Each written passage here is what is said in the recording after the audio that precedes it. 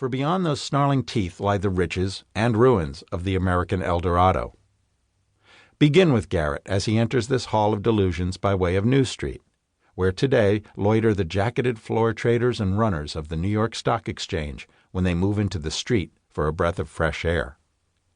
Writes Garrett of New Street, which was as much a loitering ground 80 years ago as it is today, quote, "In New Street all men are equally under the delusion that the ticker is a source of wealth, that wealth is made and unmade by the going up and down of prices." End quote. On Wall Street, life is democratic, in that the 10-share odd-lot trader can have insights as valuable as those of a 10,000-share-a-day block trader. The odd-lotter's only limitation is that of the amount of capital he has available to invest. Thus writes Garrett on New Street, quote, "A speculator who does his 10,000 shares a day on the stock exchange will suffer himself to be harangued by a little speculator with a 10-share mind, and may debate with him the fundamentals of finance. A broker who has just executed a $500,000 commission will stop to ask a put-and-call man what he thinks of the market." End quote. Only beyond the portals of the great investment banks of Wall Street does the veil of democracy fall away. Writes Garrett, describing in a universally appreciated word picture the intimidation any outsider is intended to feel upon entering such an establishment. Quote, "About a large private banking house in Wall Street there is an air of omniscience, as if nothing unexpected could ever happen. Doors do not slam, men walk softly upon rugs, voices are never lifted in feverish excitement over profit and loss. No one is permitted even to call off prices from the tape.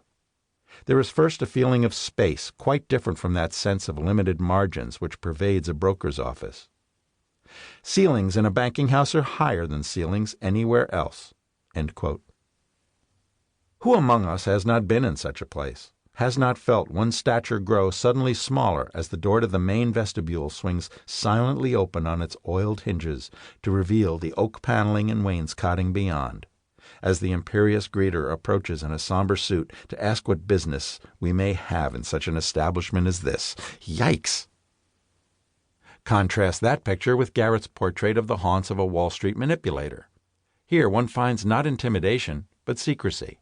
The same secrecy that shrouded the likes of Martin Siegel and Ivan Boesky as they met in darkened corners to exchange suitcases of money for insider tips on pending takeovers. Writes Garrett of such places, quote, "Of all the queer shops in the world, the queerest is that of the manipulator. There is only his name on the door, not always that, unsupported by any connecting legend.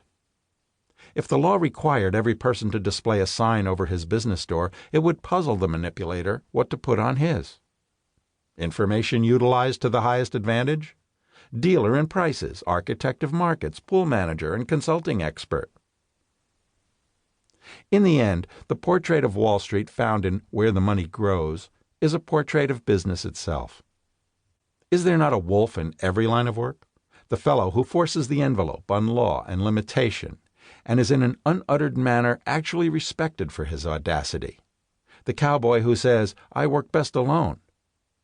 Says Garrett of such a man, quote, "No great Wall Street personages can afford to be seen publicly with the wolf, or even to recognize him on the street, but more of them know him and are known to him than you would easily believe."